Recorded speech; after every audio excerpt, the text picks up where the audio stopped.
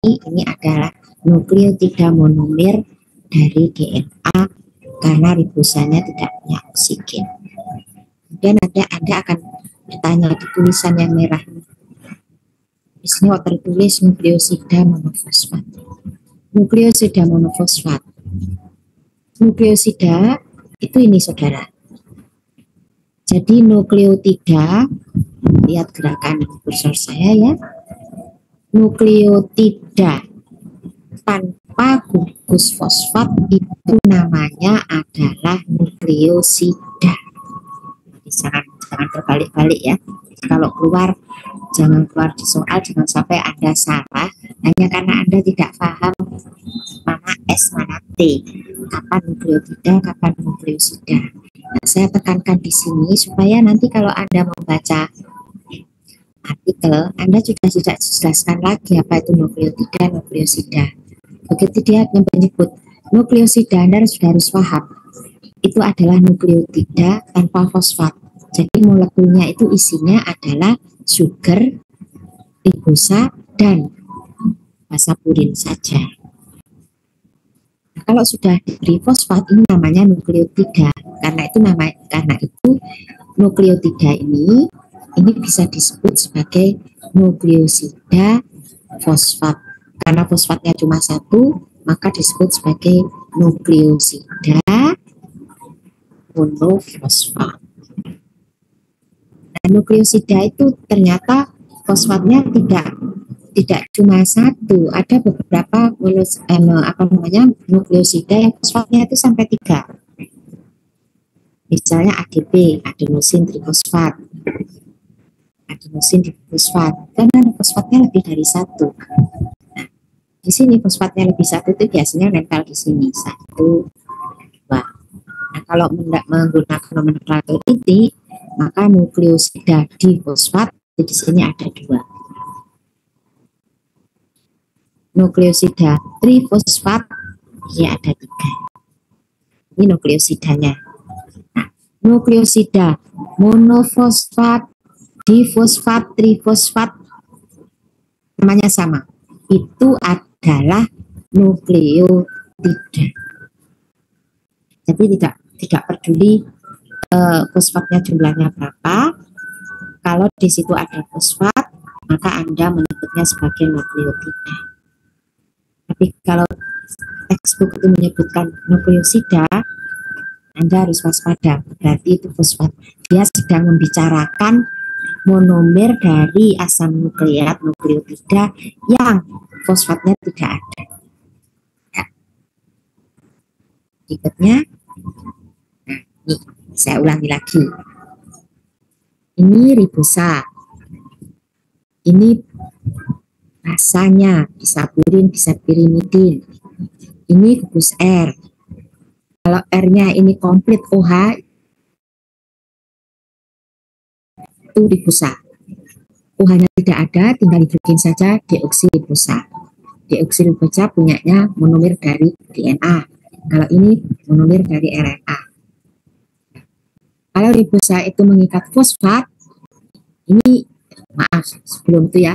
Nah, ini ribosa dengan bahasa ini namanya nukleosida. Namanya nukleosida. Kalau dia mengikat 1 fosfat, nukleosida monofosfat, mengikat 2 fosfat, nukleosida difosfat, mengikat 3 nukleosida trifosfat. Nah, monofosfat, difosfat, trifosfat dari nukleosida namanya nukleotida. Nah, biasanya memang yang di asam nukleat itu nukleotidanya adalah nukleosida monofosfat. Jadi nukleotida yang punya fosfat itu 1.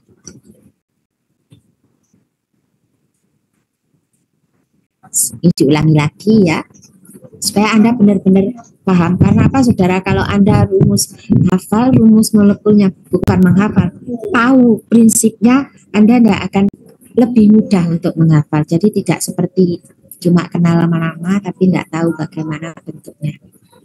Di sini nukleosida, jadi basa dengan ribosa.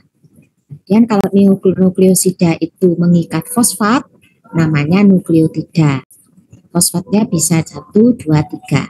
Tapi nukleotida yang menjadi monomer dari asam nukleat itu adalah nukleotida ini yang mempunyai satu fosfat, atau dengan nama lain nukleosida monofosfat. Di sini gambar ini lebih lengkap karena di sini basanya ini ada dua macam, purin dan pirimidin. Purin itu ada dua jenis, adenin dan guanin, sedangkan pirimidin itu ada sitosin, urasil, dan timin. Sekarang ini membedakan, ini sering saya keluarkan ya supaya Anda benar-benar paham tentang asam nukleat karena ini berhubungan dengan gen. Dan gen itu ya harapan saya Anda ingat terus sampai Anda terserah jadi spesialis apa, bahwa gen itu komponennya itu adalah ini. Jadi tidak kosong yang gen ya asal gen gitu saja, tapi nggak tahu apa di situ isinya ya. Di sini ada DNA RNA dan RNA. Sekarang di sini ada nitrogen basa. Ini ada 5 jenis, sedangkan ini ada fosfat, ada jenis gulanya. DNA itu mempunyai adenin, guanin, sitosin, dan timin, tapi dia tidak pernah punya urasil.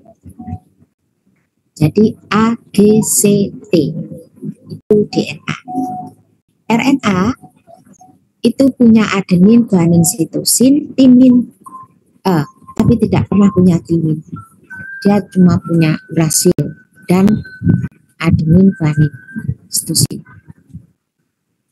Ini nanti kalau ada soal, ini adalah rantaian dari itu, maka senyawa tersebut adalah, kalau tidak ada urasilnya jangan nyebut DNA.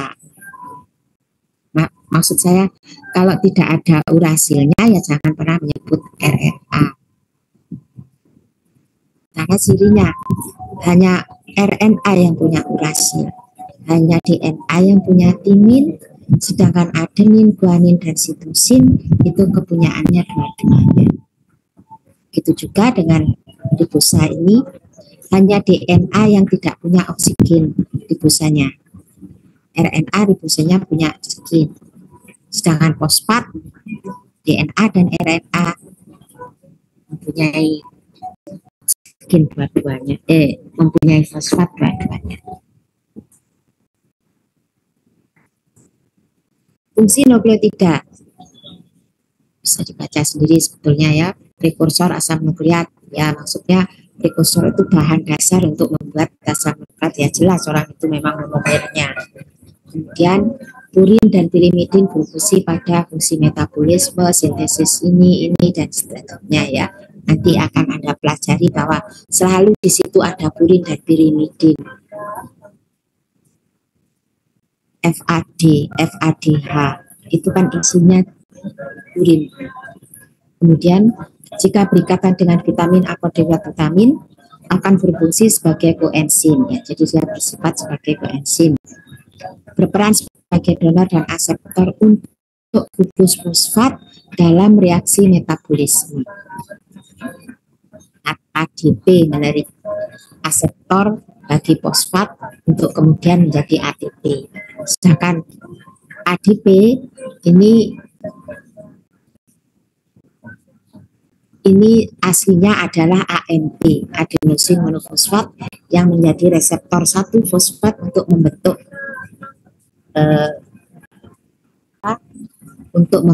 ADP. Kemudian mengikat lemak, sitosin difosfat asilglisrol. Jadi dia dipergunakan untuk mengikat lemak. Kemudian juga digunakan untuk mengikat glukosa. Kalau Anda tahu UDP glukosa, ini masih ingat, ini adalah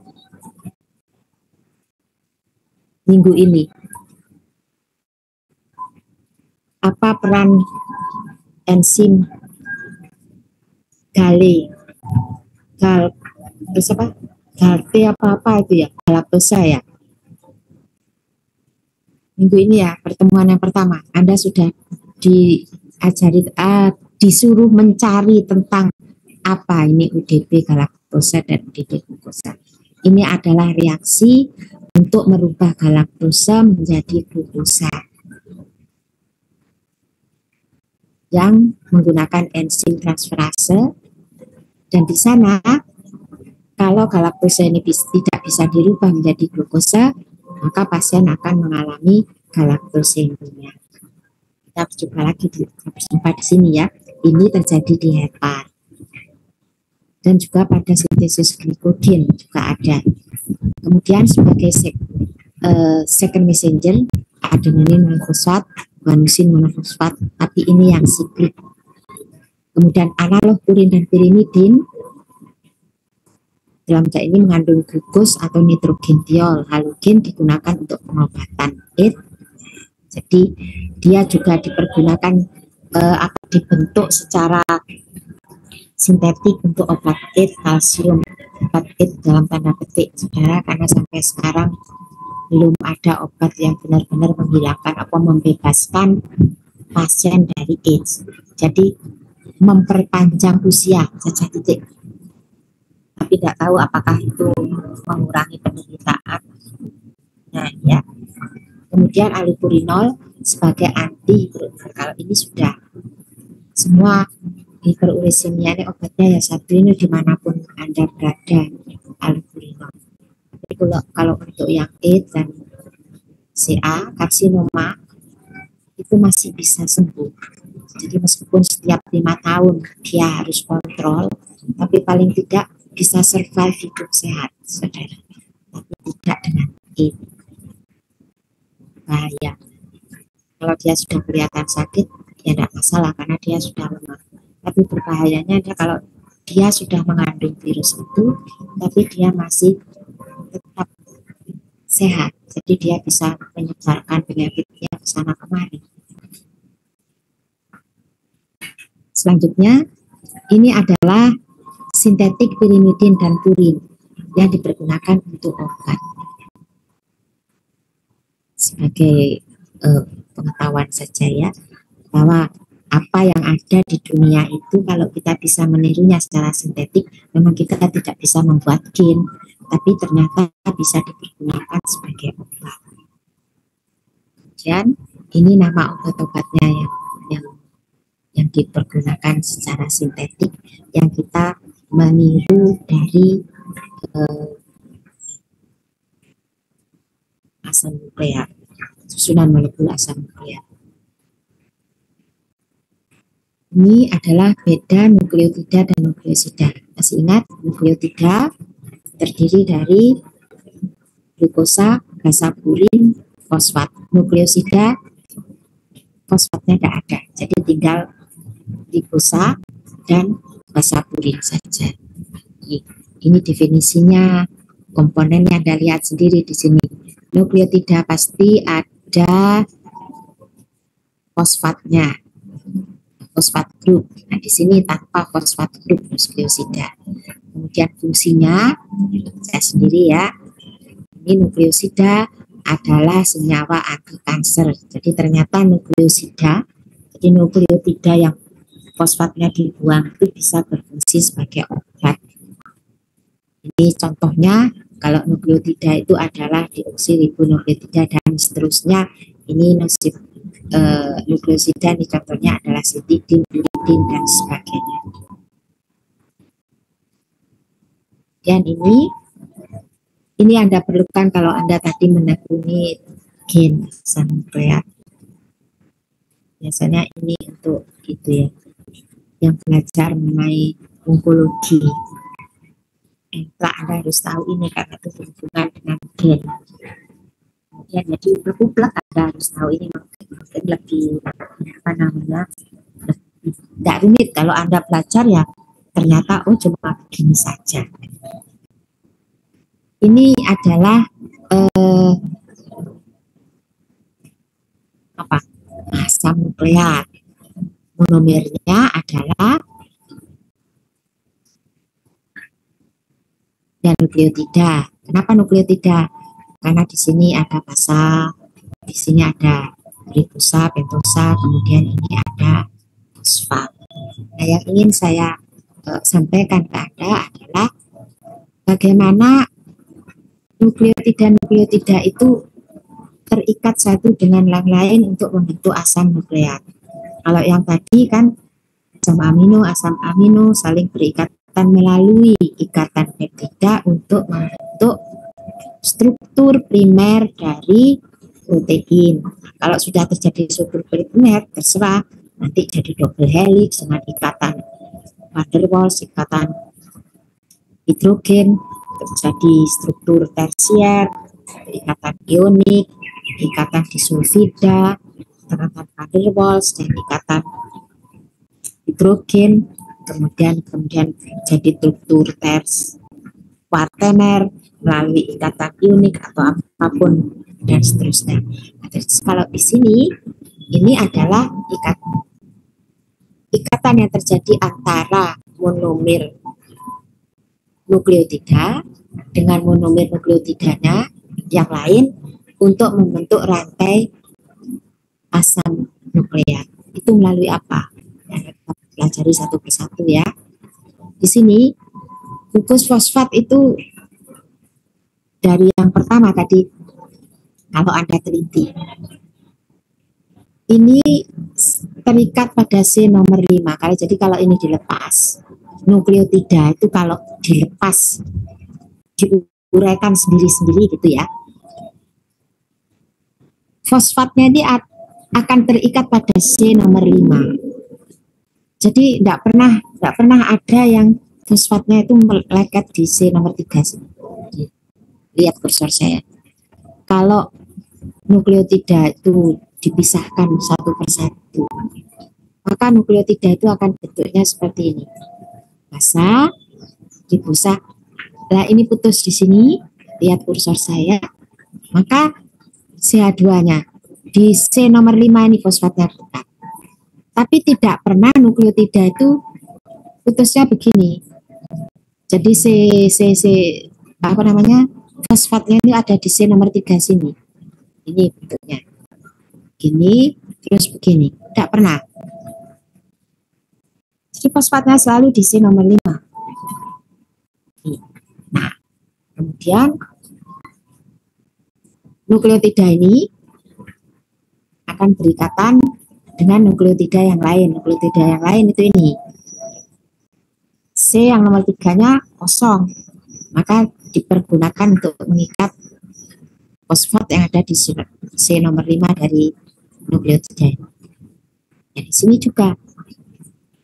Kalau ini sudah terikat, maka di sini C yang ini, nukleotida yang ini itu akan mengikat pada C3 nomor 3 ini yang kosong, yang tidak ada fosfatnya.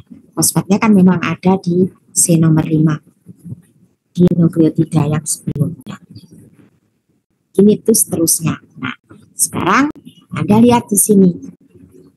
Yang di sini, yang C ini namanya C aksen. Jadi kalau nukleotidanya itu dipotong, potongnya itu pasti begini. C nomor 3 itu pasti nggak punya fosfat.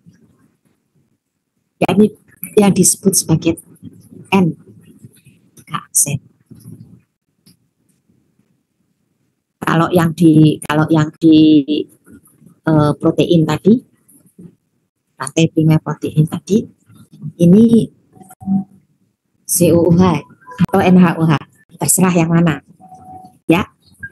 Tapi kalau yang ini, kalau asam nukleat ini disebut sebagai N3 aksen, akhir ujung 3 aksen, karena yang bebas itu ini apa namanya 3 aksennya. Jadi asam nukleatnya kan memang nukleotidanya kan memang ini. Kemudian yang di atas itu pasti 5 aksen ujungnya. Tidak mungkin ujungnya CH2 ini kosong, itu tidak mungkin. Kalau CH2 kosong jelas bukan asam nukleat lagi yang terakhir ini. Ini nukleosida. Sudah jelas bukan monomer dari asam nukleat. Jadi di sini selalu harus ada fosfat supaya dia komplit menjadi molekul nukleotida. Itu yang dimaksud sebagai N 5 aksen atau 5 aksen N atau 3 aksen. Paham ya? Di sini nanti kenapa harus seperti itu? Karena dari molekulnya itu nanti kan DNA itu kan dua double helix ya. Rantai asam nukleat yang satunya lagi di sini itu akan berikatan dengan rantai yang ini dengan cara yang terbalik.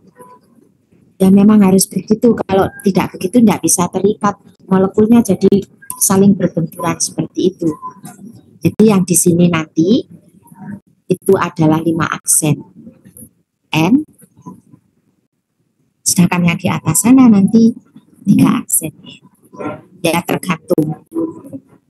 Pokoknya mereka selalu berpasangan dengan arah yang berbeda. Kenapa begitu? Ya karena posisinya ini nukleotida itu harus tersusun sebagai basa, ribosa, dan fosfatnya itu harus terikat pada C nomor 5.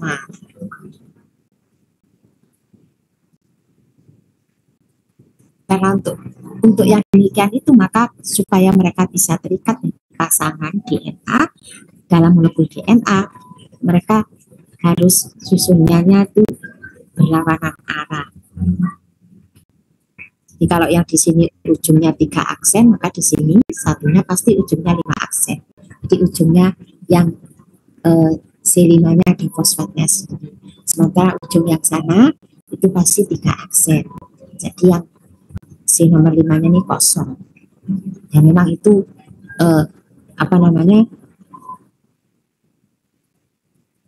bentuk nukleotidanya memang harus begitu kan. Nukleotida kan begini. Jadi nanti berpikirnya supaya mudah, lekatkan dulu di pikiran Anda bahwa nukleotida itu ini basa di C1, kemudian fosfatnya ada di C6. Nah, C6-nya ini ada di luar, tidak masuk di dalam bentuk siklik ini, dia ada di luar sini. Nah, ini yang dipergunakan sebagai tempat mengikat fosfat. Ini adalah nukleotida.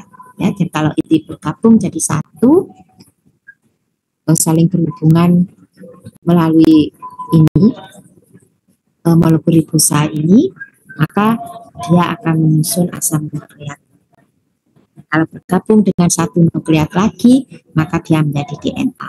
Kalau RNA tunggal, satu rantai saja, tapi itu pun tidak selalu seperti itu. Nanti kita akan baca berikutnya. Nah, ini yang saya maksud tadi ya. Di sini 3 aksen, di sini 5 aksen. Karena apa? Ini fosfatnya di C nomor 5.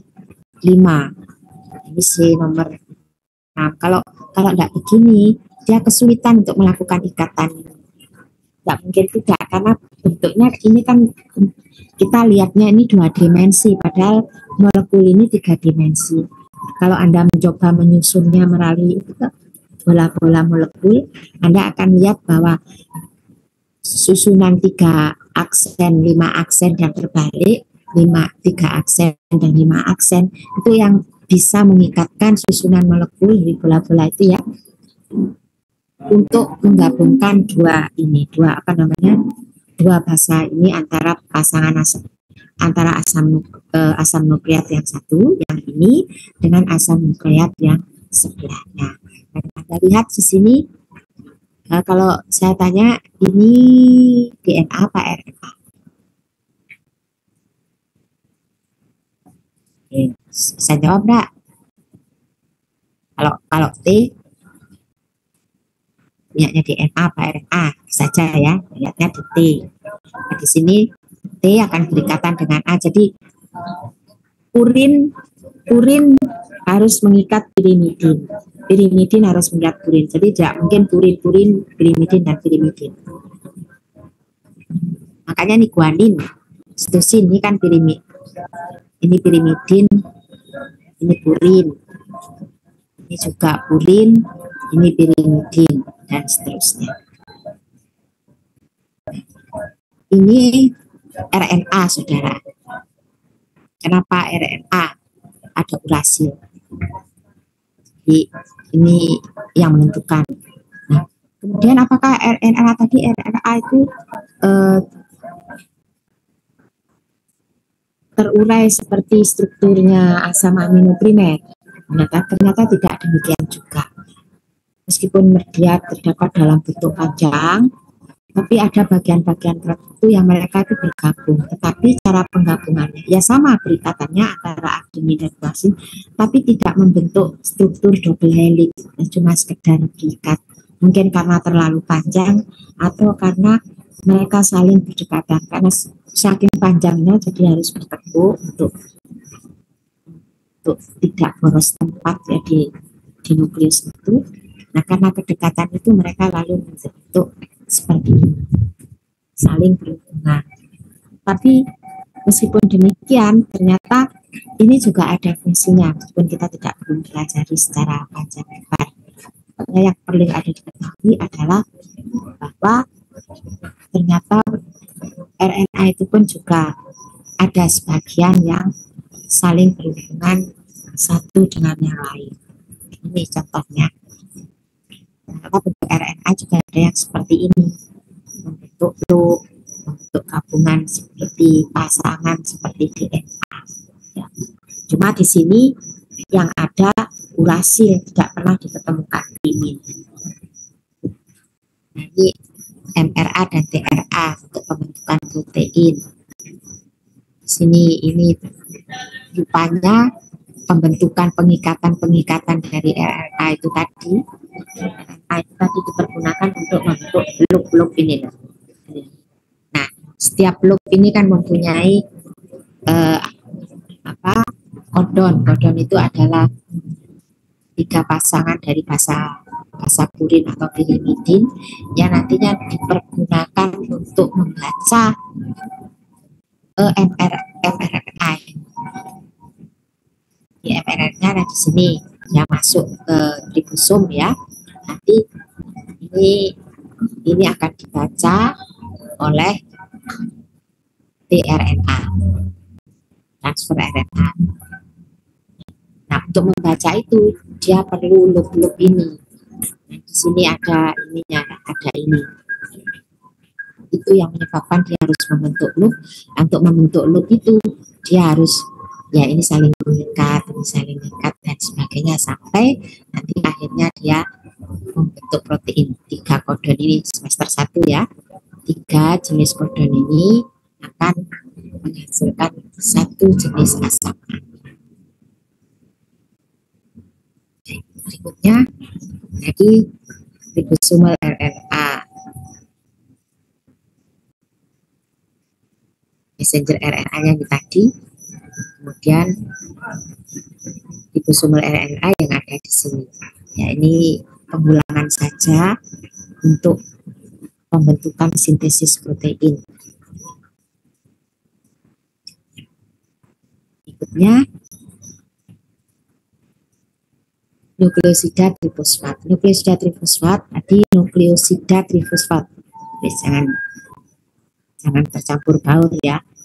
Nukleosida trifosfat adalah nukleotida yang mempunyai 3 fosfat.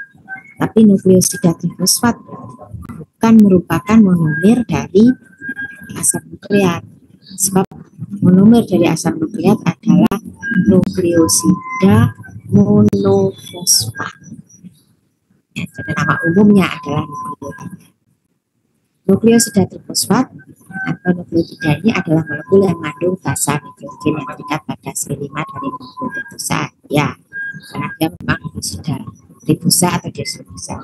Dan pada molekul pentosanya terikat juga 3 fosfat. Kalau yang dari nukleotida yang merupakan monomer dari asam nukleat, fosfatnya cuma satu. Molekul nukleosida trifosfat tidak bisa diabsorpsi dengan baik oleh saluran cerna. Karena itu molekul ini harus disintesis dalam sel. Jadi kita tidak bisa, supaya ATP kita banyak, kita harus makan banyak daging. Daging untuk nutrisi asam aminonya. Tapi ATP-nya itu dibuat oleh tubuh sendiri dengan apa? Ya dengan asam-asam amino esensial yang dari nutrisi kita. Berikutnya, ini adalah sintesis nukleat dari nukleosida fosfat. Ini adalah reaksi, sebetulnya reaksi bagaimana asam nukleotida, bukan asam nukleotida, bagaimana monomer nukleotida itu saling bergabung sehingga membentuk rantaian nukleotida yang disebut sebagai asam nukleat. Ini basa, fosfat, ribosa, kemudian ini fosfat. Nah, ini yang di atasnya juga nukleotida lagi. Jadi ini adalah asam nukleat. Nah, sekarang asam nukleat ini bagaimana bisa bertambah panjang? Caranya seperti ini. Satu, dia harus ada ini basa. Jadi ini nukleosida trifosfat, ya. Kemudian harus ada DNA polimerase. Nah, kemudian C yang di sini, ini kan C nomor 3. Sedangkan ini adalah di sini C nomor 5 yang mengikat. Jadi sudah saya jelaskan ya, C nomor 5 yang mengikat fosfat, tapi di sini fosfatnya ada 3. Nah, nanti yang OH ini akan masuk ke sini sehingga nah di sini ini elektron, maksudnya pindah ini satu elektron pindah ke sini, ini lepas sehingga fosfatnya ini nanti akan masuk ke sana. Nah, dengan cara demikian maka asam nukleat yang sudah panjang di atas ini akan bertambah dengan satu nukleotida lagi, akan bertambah satu monomer lagi. Enzimnya adalah DNA polimerase. Nah, ini kalau ini di dalam sel, kalau ini dikeluarkan hasilnya adalah seperti ini. Jadi yang di sini ini adalah rangkai asam nukleat.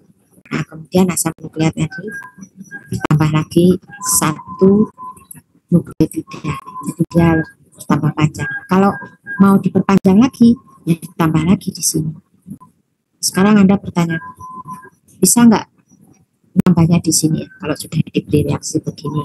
Maksud saya, sampai dengan sekarang ilmu kita mengetahui bahwa untuk menambah panjang itu melalui bagian di sini.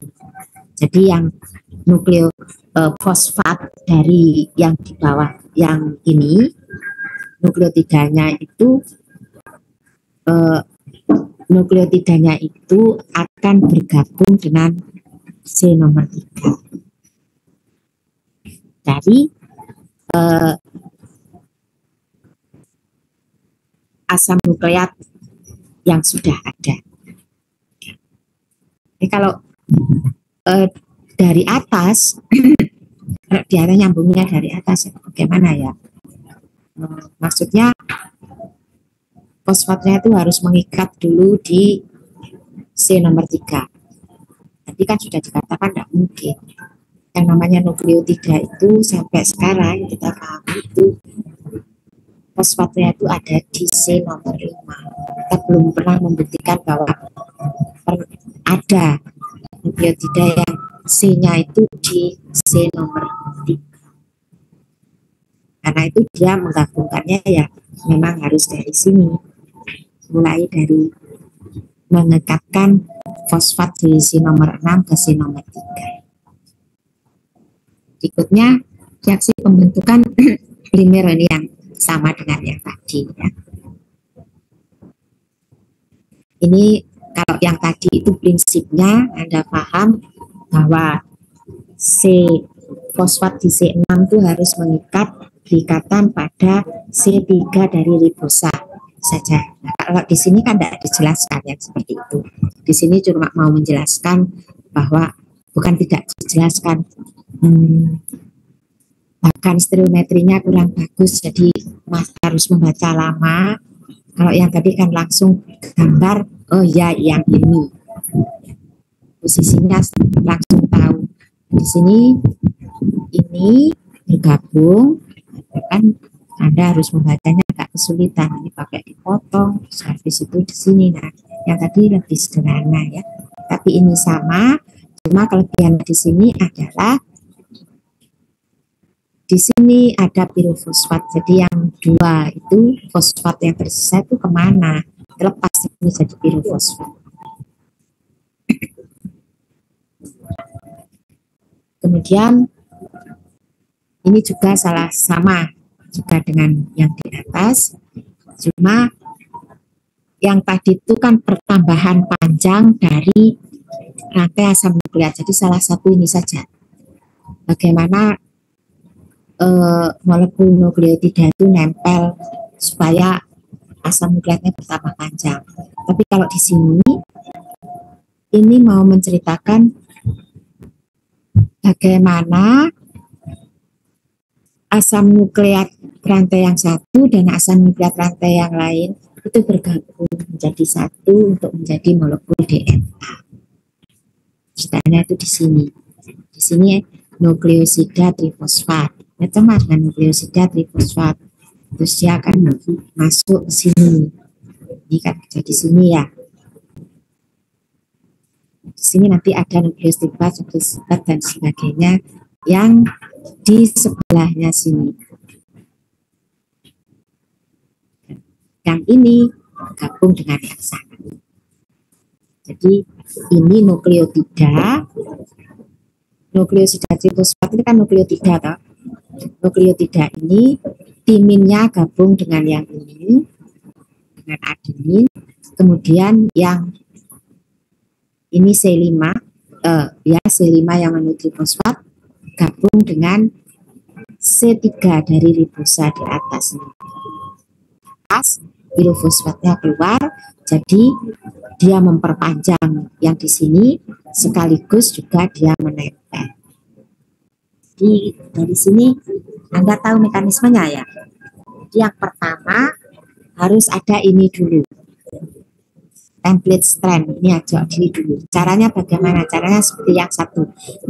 Yang slide sebelumnya, nukleotida ini kemudian bergabung dengan nukleotida yang bawahnya, kemudian seterusnya syaratnya harus C3 dari ribosa bergabung dengan fosfat yang mengikat pada C5 dari nukleotida berikutnya. Nah, kalau template strand ini sudah terbentuk, ya terserah, tergantung dari gennya. Panjangnya template strand itu berapa? Kemudian baru asam nukleotida, asam nukleat yang lain terbentuk. Bentuknya bagaimana ya? Dimulai dari sini tadi. Ini sudah tergabung, tapi kalau diawali dari tadi, diawali dari sini, ini adalah nukleotida.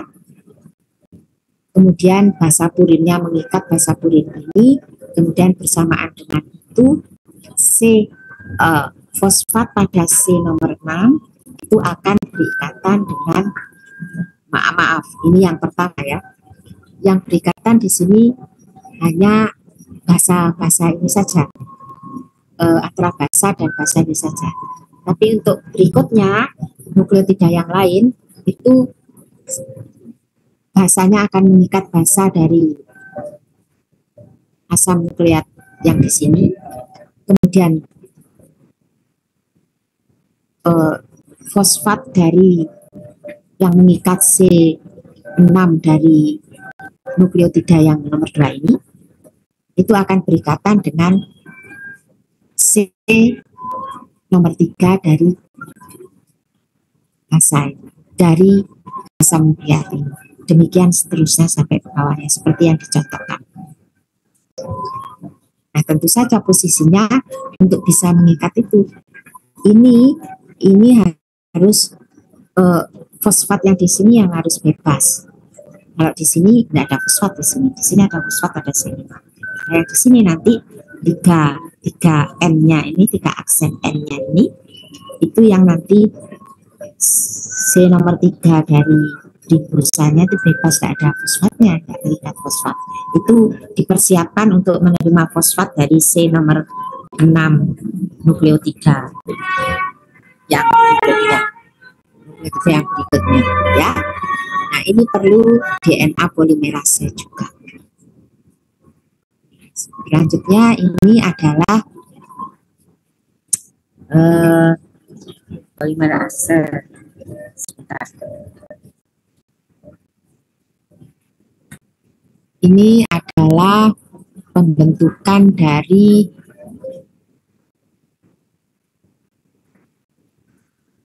pembentukan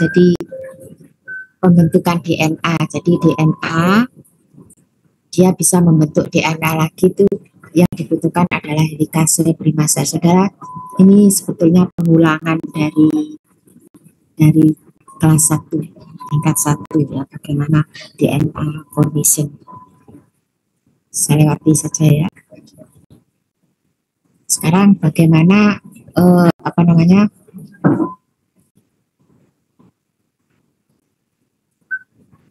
asam nukleat itu dicerna di dalam tubuh.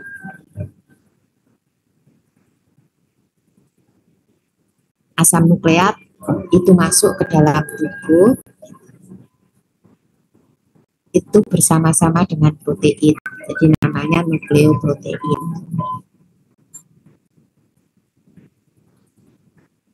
Lihat kursor saya, ini DNA atau RNA.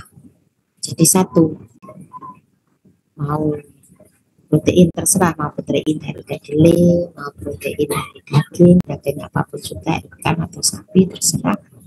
Itu namanya nukleoprotein, masuk punya, kemudian masuk ke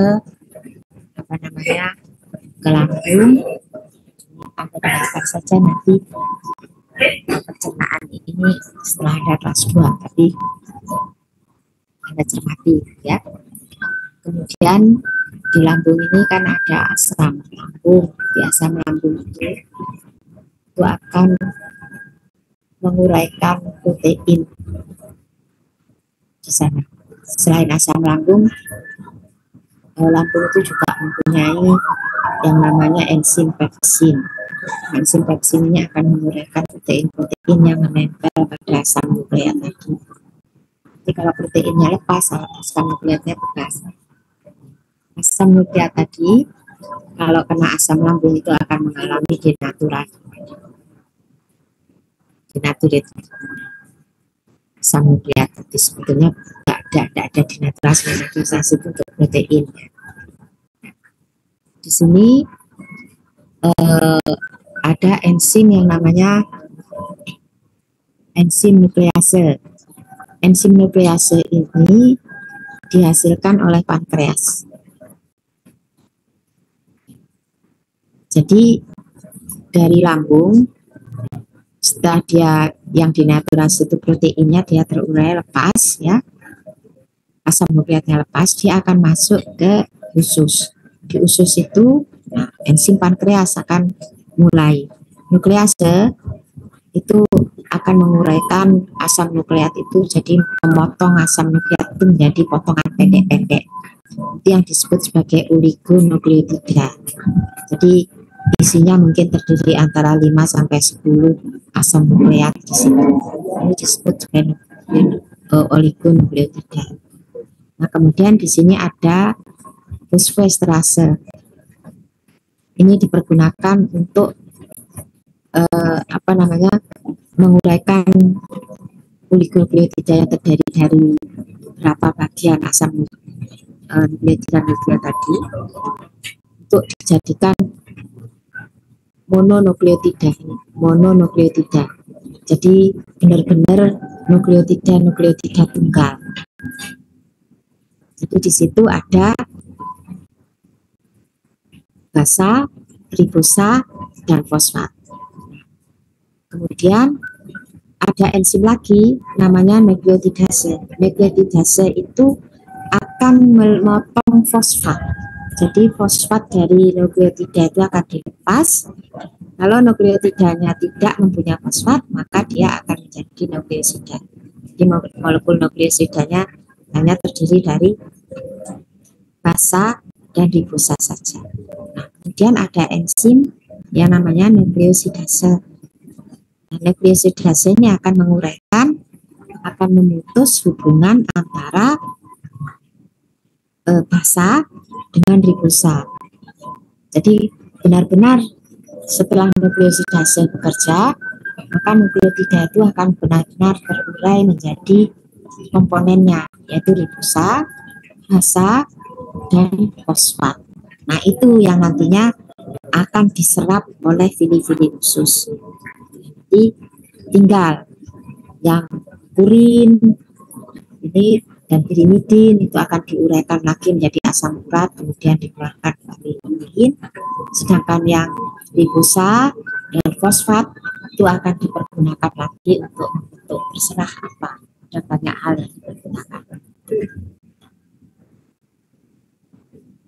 Ini yang lebih jelas dari yang tadi ya. Kalau tadi kan ada gambarnya, jadi Anda tahu posisi di mana reaksi.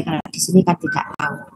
Nukleoprotein, L, tapi ini lebih jelas, nukleik acid, nuklease, dan seterusnya. Berikutnya, jadi tolong dua ini digabung jadi satu.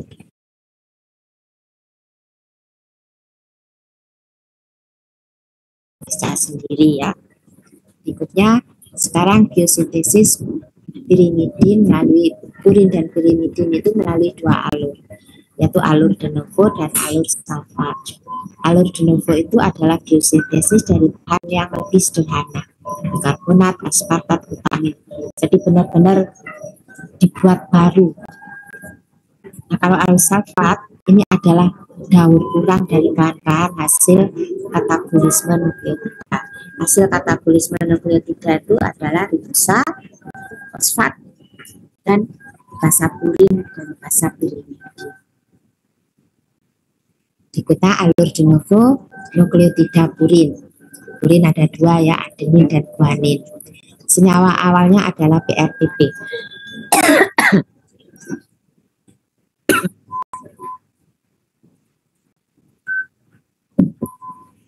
PRTP ini singkatannya. Ribose awalnya adalah ribose 5-fosfat berasal dari alur pentose fosfat. Maksud saya alur pentose fosfat. Nanti kalau Anda belajar metabolisme karbohidrat, Anda lihat nanti di alur pentose fosfat itu pasti ada ribose 5-fosfat.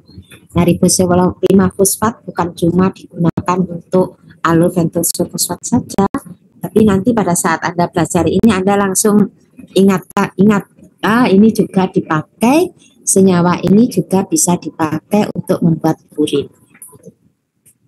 Nah, apa yang perlu Anda perhatikan di sini? Ternyata karbohidrat, makanan kita sehari-hari yang sederhana itu adalah bahan untuk membuat purin. Purin adalah bahan untuk membuat DNA dan RNA. DNA dan RNA adalah bahan untuk gen. Jadi maksudnya di sini yang saya sampaikan adalah biarpun itu karbohidrat, tapi tolong itu karbohidrat baik atau tidak, karena itu akan akan membentuk gen Anda.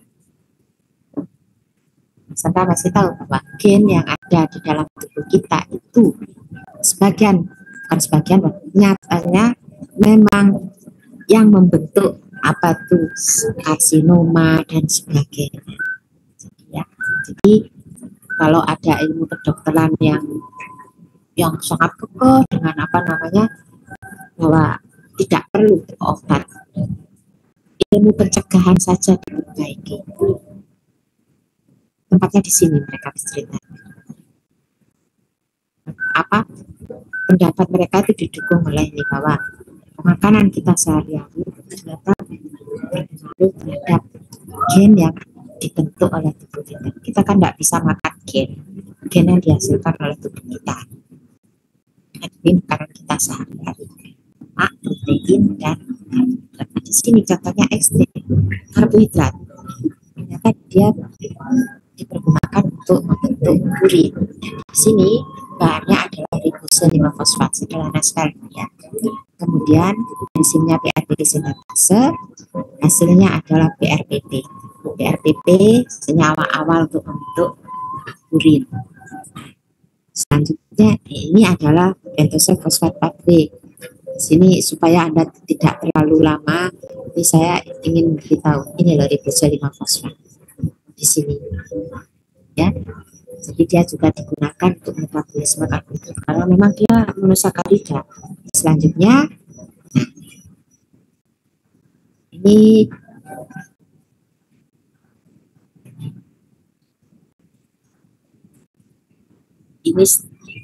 adalah metabolisme dari ribose 5-fosfat dari HMP-san tadi. Nah, ribose 5-fosfat ini kalau HMP-san itu begini hasilnya jadi glukose 5-fosfat, tapi kemudian dia bisa juga menghasilkan sintesis dari RNA dan DNA. Ini untuk memberi pandangan pada Anda ya. Jadi kalau karbohidrat tidak melulu karbohidrat, di sini bisa dipergunakan untuk membentuk senyawa lain, bahkan itu gen. Kemudian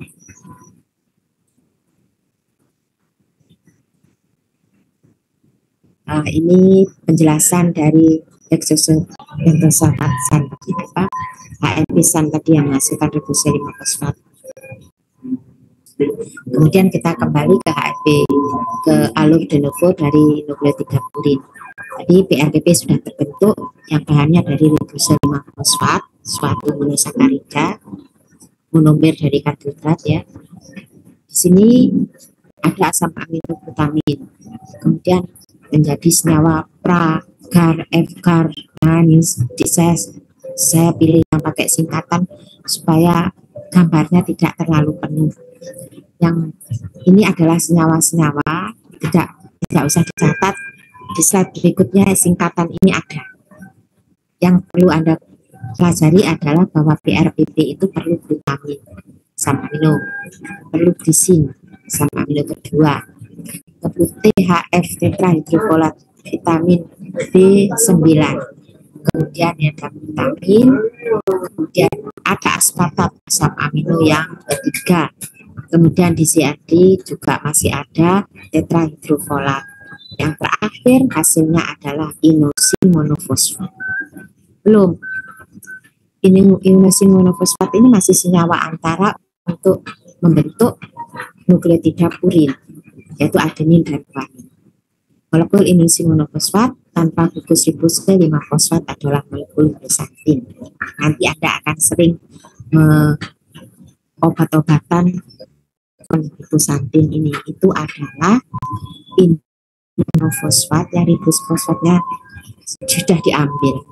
Jadi direkayasa diambil, dia menjadi glutamin dan digunakan sebagai obat.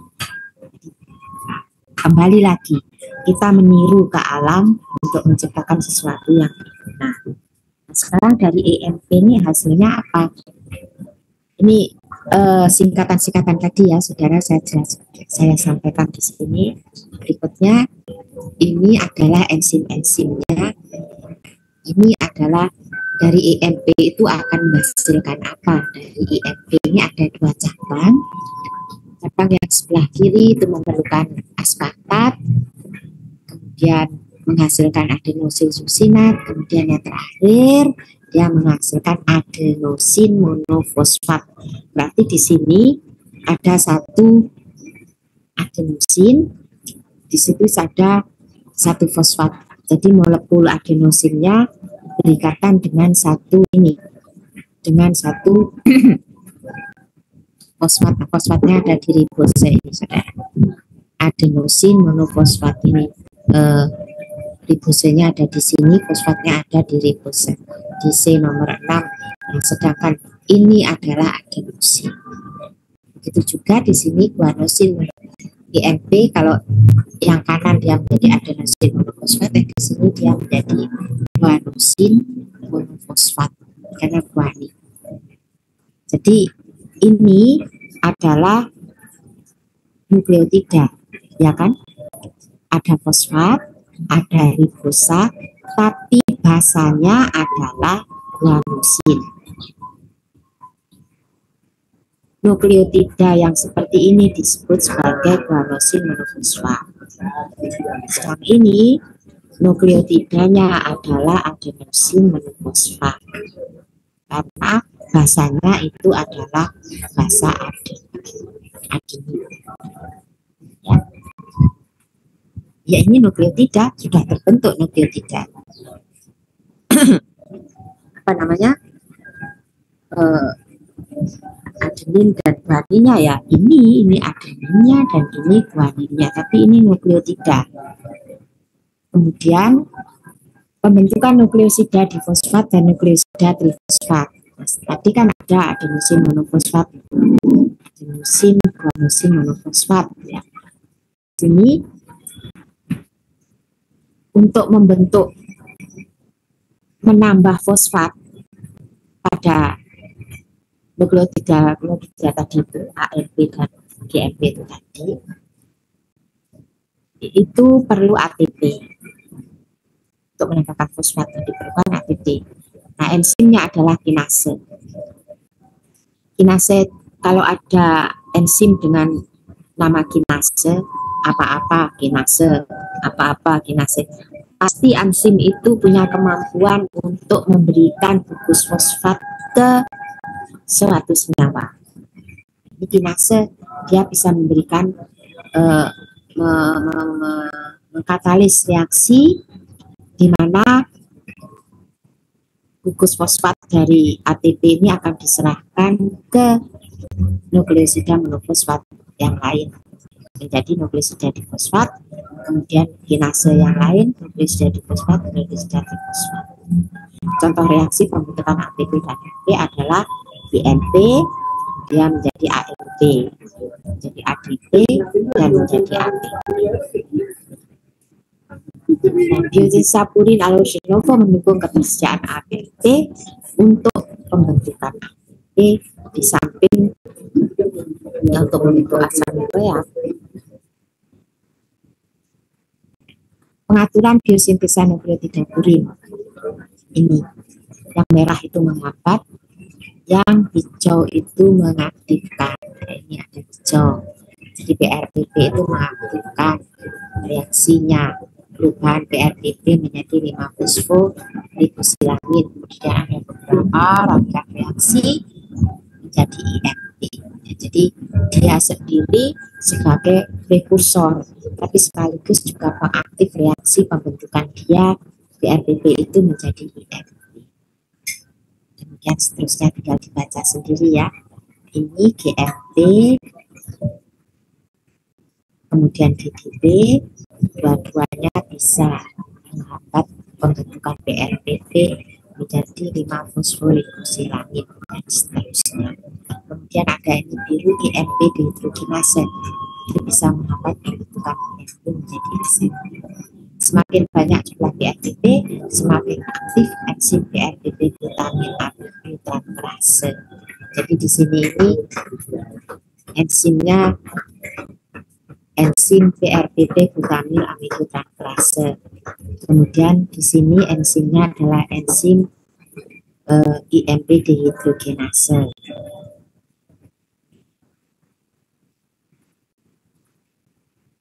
IMP ini akan menghambat reaksi ini, jadi menghambat IMP dehidrogenase. Sedangkan di sini BRPP sintase enzimnya. Selanjutnya ini ringkasannya ya, dibaca sendiri saudara. Kemudian arosulfat.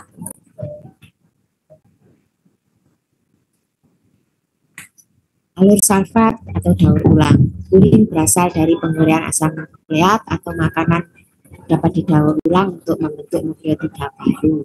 Enzim yang bekerja untuk hal tersebut adalah ini APRT, mendaur ulang adenin, sedangkan HGPRT mendaur ulang guanin aja ya.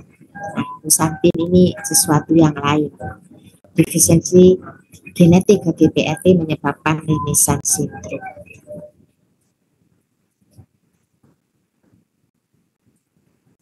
Ini alur sulfatnya.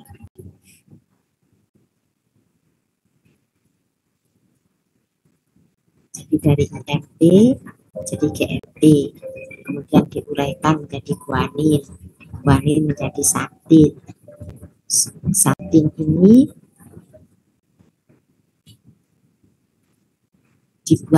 dibentuk juga dari atau hasil metabolisme dari IMP. Tapi santin dan guanin ini kan itu ulang bahan-bahan yang berasal atau hasil metabolisme dari GMP dan IMP. Nah, ini dengan enzim HPART itu bisa dirubah kembali menjadi EMP, sedangkan guanin bisa dirubah menjadi guanosin monofosfat. Kalau dia sudah bisa dirubah menjadi inosin monofosfat, jadi mudah sekali untuk jadi guanosin monofosfat dan adenosin monofosfat. Nah, kalau enzim ini terhambat, maka proses alur sulfat ini akan terganggu. Sini inosin monofosfat menjadi inosin, menjadi hiposantin, menjadi santin, menjadi asam urat. Ini adalah katabolisme dari inosin monofosfat atau dari basa purin, baik itu guanosin maupun adenosin. Sekarang yang alur sulfat berikutnya adalah adenin dan PRTP. Ini akan bergabung menjadi adenosin monofosfat. Enzimnya adalah APRT. Adenin kan sesuatu yang sudah jadi nukleotida, basa purinnya sudah lepas, adeninnya sudah lepas, hidrosnya sudah lepas. Nah, adenin yang sudah terbebas itu kalau digabungkan dengan PRTP dengan enzim APPRT, kepanjangannya silahkan dibaca sendiri, dia akan membentuk adenosin monofosfat. Adenosin monofosfat kan nukleotida yang basanya adalah adenin. Nah, di sini yang mau dijelaskan adalah bahwa adenosin monofosfat dan guanosin monofosfat itu bisa diuraikan menjadi asam urat. Jadi guanosin monofosfat itu diuraikan menjadi asam urat melalui santin oksidasi menjadi asam urat.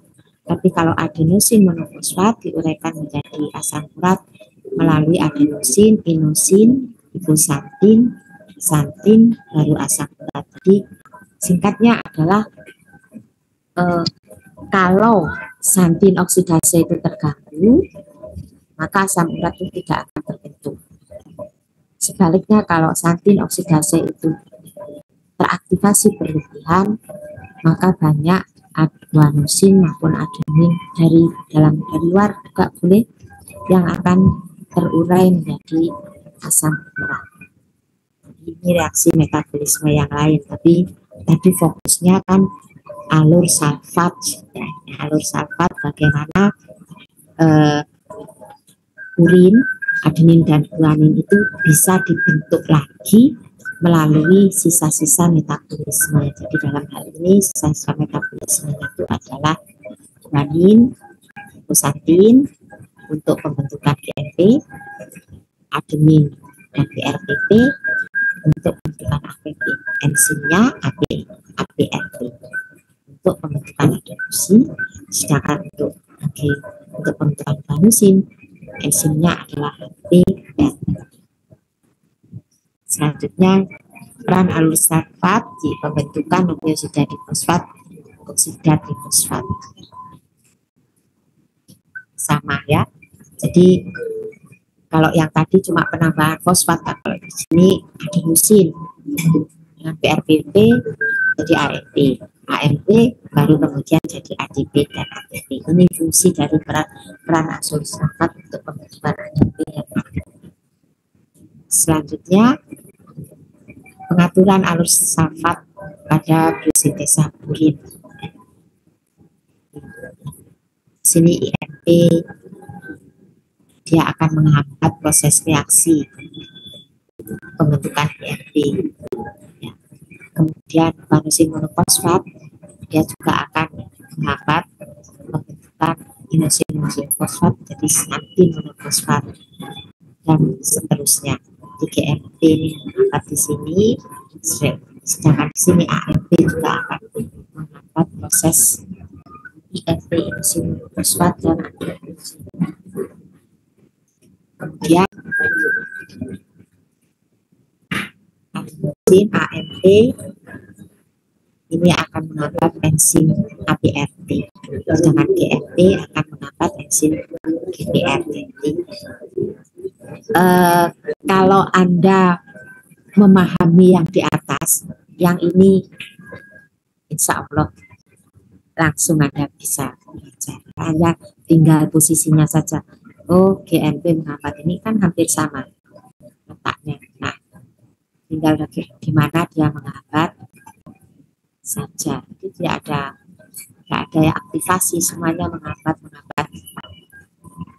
Berikutnya reaksi reduksi ribonukleosida difosfat menjadi dioksida trifosfat.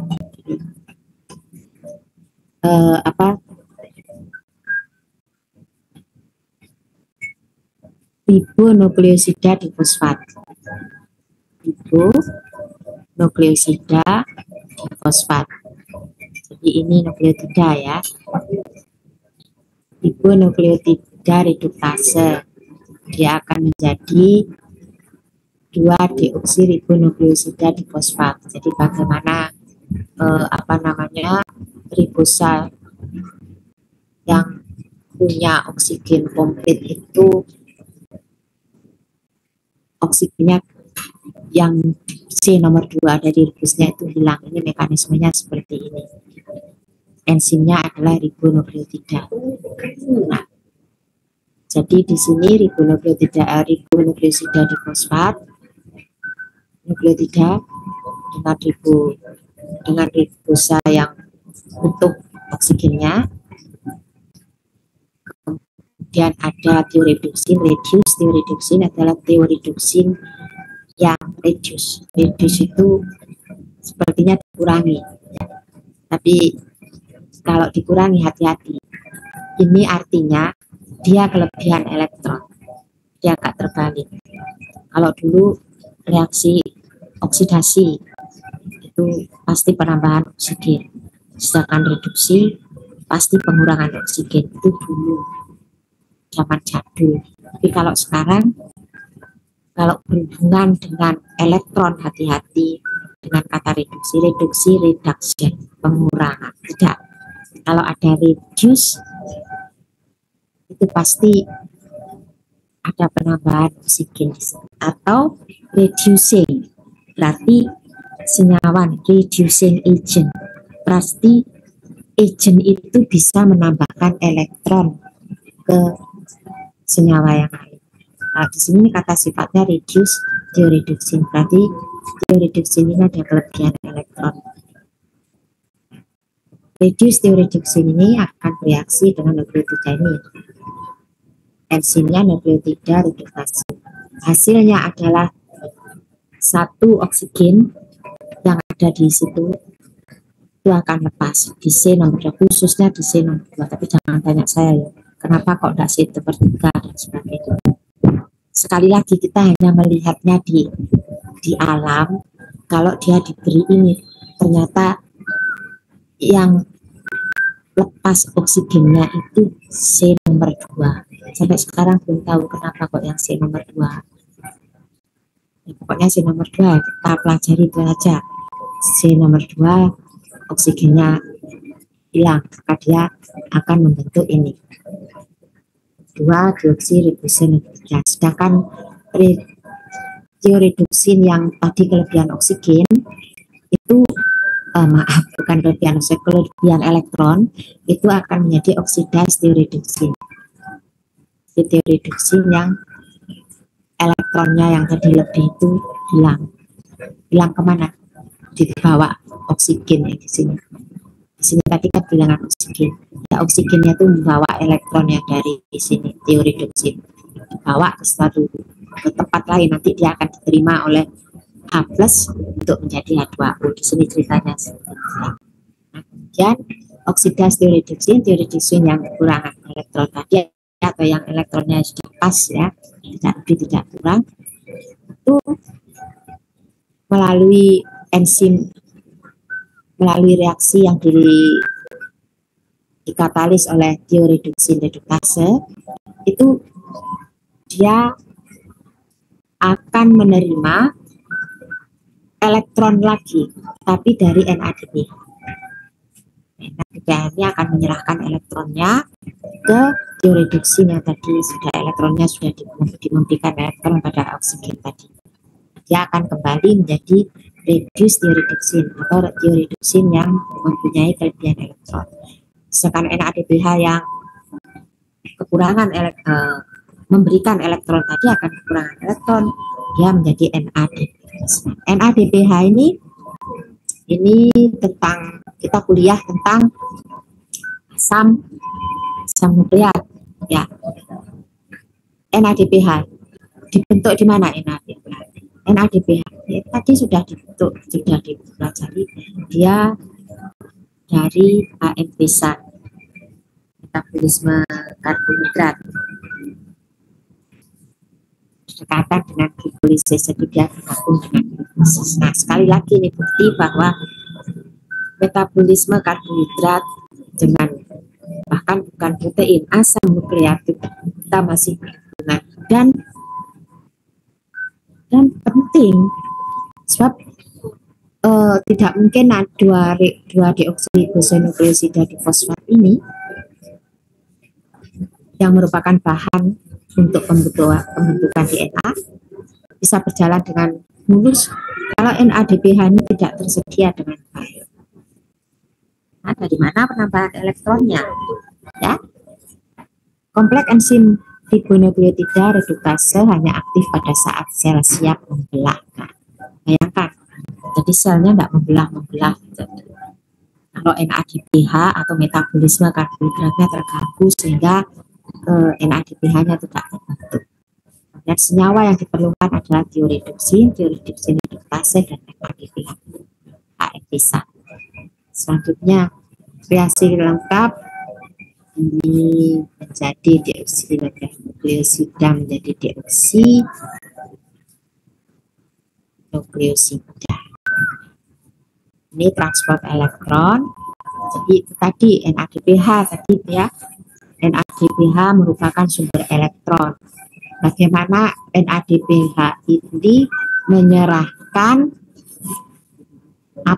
elektronnya ke tadi tioreduksin, oksidasi tioreduksin itu lewat alur ini. Tadi kan saya kembalikan lagi ya ke atas. Nah, ini kan oksidasi tioreduksin, artinya tioreduksin yang kekurangan elektron. Dia akan menerima elektron secara berlebih lagi dari NADPH. Nah, bagaimana NADPH ini menyerahkan elektron ke oksidasi tioreduksin yang ini. Ini kan oksidasi tioreduksin ya. Bagaimana dia menyerahkan ke sini? Nah, ini perlu FADH2. Kemudian ini glutation. Nah, FAD apa? Ini vitamin. Flavin adenin-dinukleotida. Vitamin B2. Riboflavin ya, ini vitamin B2. Besok kita akan belajar. Jadi bahkan pada reaksi pembentukan ini, pembentukan deoksinukleosida itu memerlukan vitamin. Ini niacin malah B6. sedangkan ini B2 riboflavin. Dan seterusnya setelah dia memberikan tioredoksi menerima elektron dari NADPH, kemudian ini yang terjadi, OH-nya ini akan elektron yang dari NADPH akan diterima oleh oksigen dari sini, ini lepas. Di sini akan kelebihan elektron, tapi dia nanti akan diterima oleh H positif dan kekurangan elektron, gabung jadi satu menjadi H2O, dan di sini kekurangan elektron, maka dia akan menjadi deoksiribosa bahan dari DNA. Metabolisme purin. Metabolisme purin sederhana, Anda urutkan saja di sini. Hasilnya adalah uric acid. Tadi sudah dibahas secara sederhana, itu apa, pendek gitu ya. Ini reaksinya sepanjang ini. Nah, nanti asam urat ini kalau dengan urat oksidase akan menjadi alkaloid. Tapi masalahnya sebelum sampai ke sini, asam urat yang menumpuk ini kalau terlalu banyak tidak sempat lagi dirubah. Bukan tidak sempat, kemampuan tubuh untuk rubah menjadi alkaloid lebih banyak, yang harus asupannya lebih banyak, jadi asam uratnya menumpuk. Ini nanti yang akan menjadi penyakit. Kelainan metabolisme purin ya, Leydig syndrome, kelainan genetik yang berpengaruh pada metabolisme purin, diturunkan melalui X-linked. Jadi kalau bapaknya itu sehat, kemudian ibunya carrier ini yang putih ini, maka kemungkinan anaknya itu adalah 25% sehat laki, 25% lagi sehat perempuan, kemudian perempuan lagi carrier, kemudian 25% lagi kemungkinannya adalah anak laki-laki yang sakit. Jadi yang berbahaya adalah ini, kalau dia punya anak laki-laki kemungkinannya ada dua, sehat atau terkena. Tapi ini maksud saya, ini probabilitasnya saudara, tidak harus selalu begini. Sebab pada saat dia hamil pertama bisa jadi probabilitasnya terjadi anak-anaknya sehat. Hamil yang kedua bisa jadi probabilitas yang kedua, yang ini anaknya laki-laki sehat.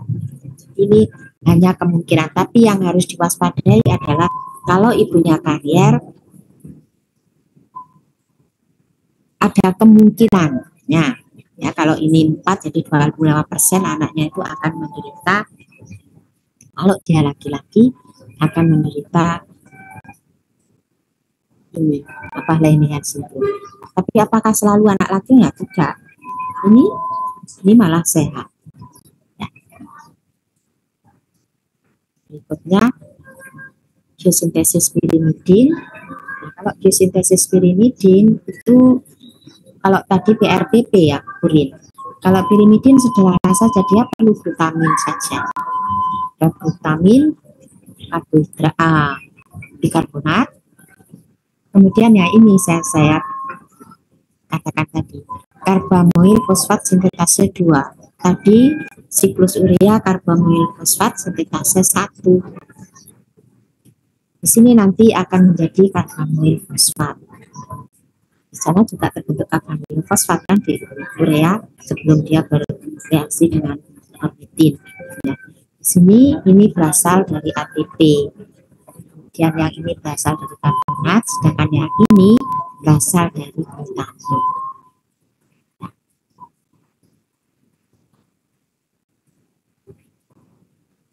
Ini karbamoil fosfat tadi, kemudian asam amino aspartat, kemudian PRPP. Nah, PRPP tadi bahan pembentuk utama dari purin, tapi dia diperlukan untuk membentuk guanin, pirimidin, purin ya. Ini PRPP untuk purin, tapi juga diperlukan untuk pembentukan pirimidin. Kemudian Dan hasilnya yang sementara adalah uridin monofosfat. Urasil atau uridin monofosfat. U ini dari urasil.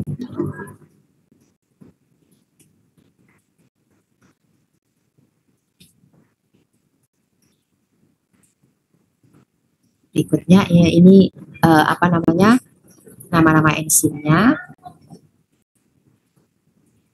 Kemudian ini versi lengkap slide 4546. Ini adalah bagaimana glutamin, kalau tadi kan sederhana ya.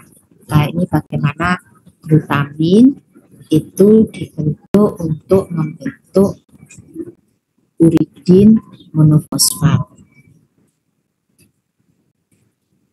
Ada 5 langkah, 1, 2, 3, 4, 5. Saya sarankan Anda menggunakan yang ini meskipun sedikit. Pertama kali kok ruwet, sebetulnya ada. Di sini Anda akan melihat enzim senyawanya sekaligus ada di sini. Perhatikan warna tulisan. Di warna di sini menunjukkan ini berasal dari mana. Ya. Ini warna biru, ini berasal dari sini. Merah ini berasal dari sini. Dan merah ini juga berasal dari sini, dan seterusnya sampai Anda akhirnya paham, oh asal dari molekul ini adalah dari saudara. Berikutnya, regulasi biosintesa nukleotida pirimidin. Ini agak lebih rumit dari yang purin tadi. Kalau purin tadi kan hanya menghambat. Kalau di sini ada menghambat dan mengaktifkan. Ya, yang perlu Anda perhatikan untuk ini adalah singkat-singkatan ini ya. Itu sitosin, ini uridin. Dan Anda harus tahu uridin pirimidin apa purin. Nah, itu yang harus Anda perhatikan. Baik. Berikutnya, pirimidin nucleotide synthesis regulation. Ini kalau Anda pusing yang slide yang sebelumnya, saya sarankan untuk menggunakan ini. Ini dipahami dulu, baru kemudian slide berikutnya.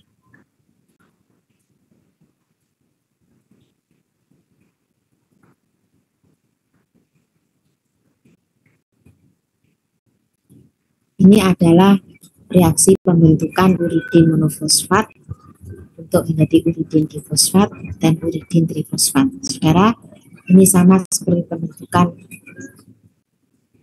AMP, ADP, ATP.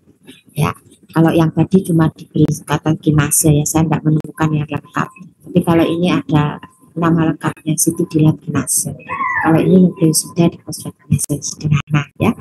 Berikutnya pembentukan CTP dari UTP. Ini reaksi dengan segala macam molekulnya. Urasil trifosfat atau uridin trifosfat memerlukan asam amino glutamin dalam reaksinya. Ini reaksi lengkap dari slide yang sebelumnya. Kemudian biosintesa pirimidin alur sulfat. Ya, secara singkat ini pengulangan saja ya.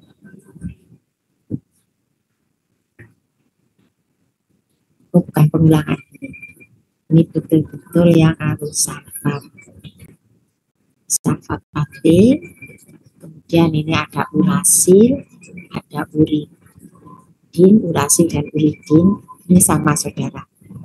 Kemudian sitidin, mesitidin monofosfat. Oke, saya membacanya ya. Samakan dengan yang purin tadi. Jadi bagian terkecil dari pirimidin, bagian terkecil dari nukleotida yang mengandung pirimidin, basa, fosfat, dan basa pirimidin sendiri, yaitu urasil, sitosin, urasil, dan timin. Berikutnya katabolisme pirimidin. Hati-hati di sini Anda lihat sitidin dan uridin. Sitidin, uridin, urasil ini sama, namanya molekulnya beda, asalnya satu molekul.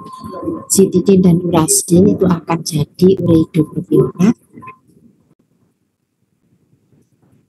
sedangkan yang timin itu akan menjadi ureide isobutirat.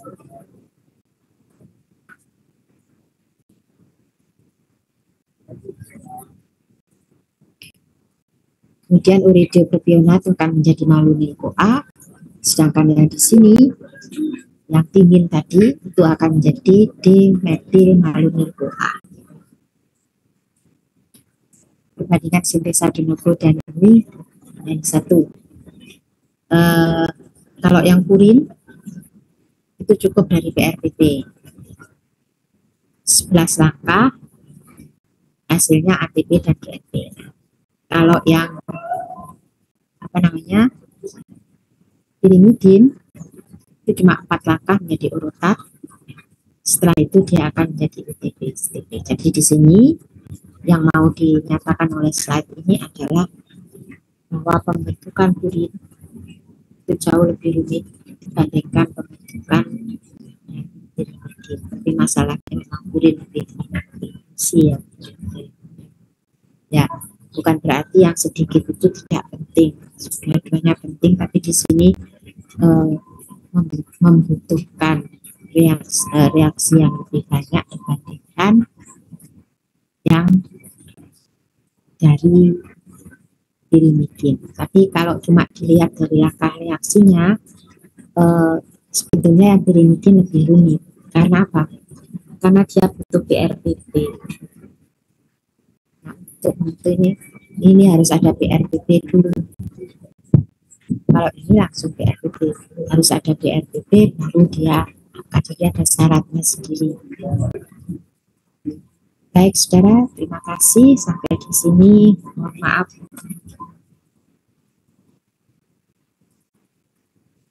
Memang materinya banyak ya. Oke, selamat belajar.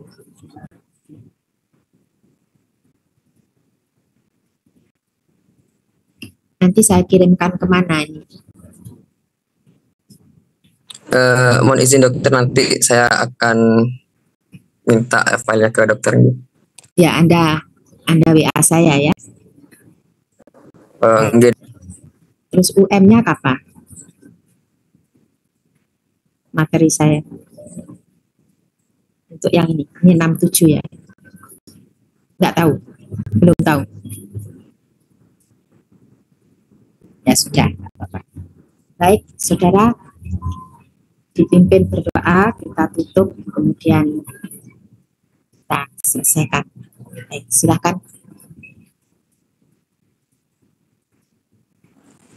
Baik dokter, mohon izin sebelum ditutup kuliah pada sore hari ini, alangkah lebih baiknya kita berdoa kepada majelis. Subhanakallahumma wa bihamdika asyhadu an la